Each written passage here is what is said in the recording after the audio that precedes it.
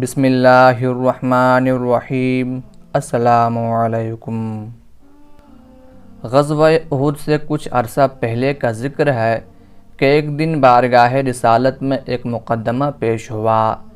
ایک انصاری خاتون ربیع رضی اللہ تعالی عنہ کے ہاتھ سے انصار ہی کی ایک لڑکی کا دانت ٹوٹ گیا تھا۔ اس لڑکی کے ورثاء قصاص کا مطالبہ لے کر بارگاہ نبوی صلی اللہ علیہ وآلہ وسلم میں پیش ہوئے تھے۔ حضور صلی اللہ علیہ وآلہ وسلم نے سارے حالات سن کر فیصلہ صادر فرمایا کہ دانت کے بدلے دانت، ربیع کا دانت توڑا جائے گا۔ اس خاتون کے بھائی بھی وہاں موجود تھے۔ ان کو اپنی بہن سے بے پناہ محبت تھی۔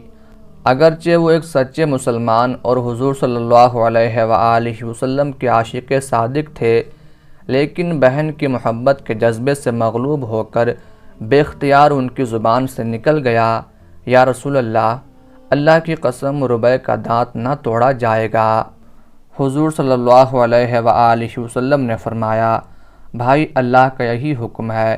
ہاں، لڑکی کے ورثاء دیت لے کر اپنے مطالبے سے دستبردار ہو جائیں تو دوسری بات ہے۔ اس وقت رحمت خداوندی جوش میں آئی اور لڑکی کے ورثاء دیت لینے پر راضی ہو گئے۔ اس طرح ان صاحب رسول کی پیاری بہن کا دانت بچ گیا۔ نبی رحمت صلی اللہ علیہ وآلہ وسلم نے فرمایا، اللہ کے بعض بندے ایسے ہیں کہ جب قسم کھا بیٹھتے ہیں تو اللہ ان کی قسم پوری کر دیتا ہے۔ یہ صاحب رسول جن کی قسم کی لاج اللہ رب العزت نے رکھی اور محبوب رب العالمین صلی اللہ علیہ وآلہ وسلم نے جن کے خاصان خدا میں سے ہونے کی تصدیق فرمائی، حضرت انس بن نضر انصاری رضی اللہ تعالی عنہ تھے۔ حضرت انس بن نضر رضی اللہ تعالی عنہ خزرج کے خاندان نجار سے تھے۔ حضور صلی اللہ علیہ وآلہ وسلم کی پردادی سلمہ بنت عمرو یعنی حضرت عبد المطلب کی والدہ بھی اسی خاندان سے تھیں اور رشتے میں حضرت انس بن نضر رضی اللہ تعالی عنہ کی پھوپھی ہوتی تھیں۔ اس سے حضرت انس رضی اللہ تعالی عنہ کا خاندان رسالت صلی اللہ علیہ وآلہ وسلم سے بھی تعلق تھا۔ جلیل القدر صحابیہ حضرت ام سلیم رضی اللہ تعالی عنہ حضرت انس بن نضر رضی اللہ تعالی عنہ کے بھاوج اور خادم رسول اللہ حضرت انس بن مالک رضی اللہ تعالی عنہ ان کے حقیقی بھتیجے تھے۔ حضرت انس بن نضر رضی اللہ تعالی عنہ کا شمار بنو نجار کے رؤسا میں ہوتا تھا۔ دولت دنیاوی کے علاوہ اللہ تعالیٰ نے انہیں فطرت سلیم سے بھی نوازا تھا۔ حضور صلی اللہ علیہ وآلہ وسلم کے مدینہ منورہ میں نزول اجلال فرمانے سے پہلے ہی دولت ایمان سے بہرہور ہو گئے۔ غزوہ بدر میں کسی وجہ سے شریک نہ ہو سکے۔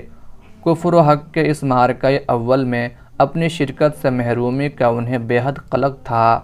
نبی رحمت صلی اللہ علیہ وآلہ وسلم کی خدمت اقدس میں حاضر ہو کر عرض کی، یا رسول اللہ، مجھے بہت دکھ اور افسوس ہے کہ میں آپ کے پہلے غزوے میں آپ کے ہمرکابی کا شرف حاصل نہ کر سکا، لیکن زندہ رہا تو دنیا دیکھے گی کہ آئندہ میں کیا کرتا ہوں۔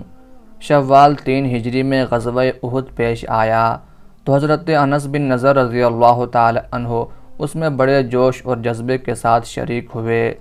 جب ایک اتفاقی غلطی سے لڑائی کا پانسا پلٹ گیا اور صرف چند آدمی حضور صلی اللہ علیہ وآلہ وسلم کے ساتھ میدان میں باقی رہ گئے تو حضرت انس بن نضر رضی اللہ تعالی عنہ سخت بے تاب ہو کر کفار کی طرف بڑھے۔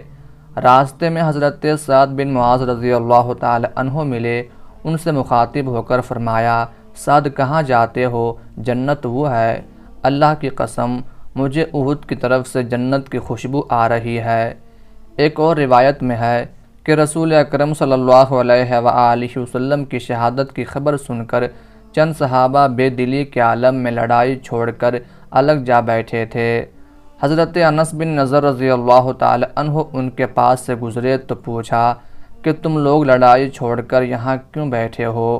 انہوں نے کہا، افسوس کہ رسول اللہ صلی اللہ علیہ وآلہ وسلم شہید ہو گئے۔ حضرت انس رضی اللہ تعالی عنہ بولے، تو پھر تم لوگ زندہ رہ کر کیا کرو گے؟ اٹھو اور کافروں سے لڑ کر مر جاؤ، جس طرح حق کی خاطر رسول اللہ صلی اللہ علیہ وآلہ وسلم نے جان دی۔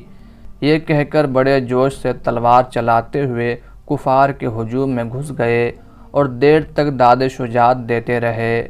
بالآخر مشرکین نے نرغہ کر کے ان پر تیروں، تلواروں اور برچھیوں کا مہ برسا دیا، یہاں تک کہ وہ خالق حقیقی سے جا ملے۔ اگرچہ ان کا جسم زخموں سے چھلنی ہو گیا تھا، لیکن کفار کی آتش غضب اس سے بھی نہ بجھی اور انہوں نے لاش مبارک کا مصلح کیا۔ لڑائی ختم ہونے پر شہداء اور زخمیوں کی تلاش شروع ہوئی تو حضرت انس رضی اللہ تعالی عنہ کی لاش مبارک پہچانی نہ جاتی تھی۔ بڑی مشکل سے ان کی بہن ربیع بنت نضر نے ان کی ایک انگلی سے لاش مبارک شناخت کی۔